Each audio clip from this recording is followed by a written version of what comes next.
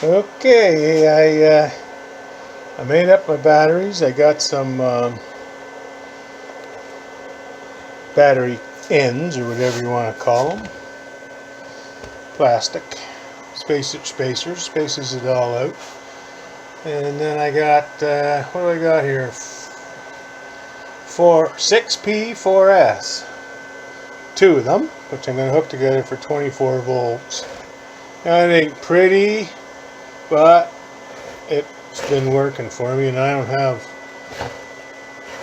the right arc welder or the right spot welder for that. So I've just increased my my buffer here so they can't touch each other and they can't vibrate it when they're in there. I gotta wrap these yet, and then I'll have to stuff some insulation or something down in there, some styrofoam or something. Then they won't move, and she should be a go. I have to wire up the BMS and everything yet, but that's how I do it. Thanks for watching.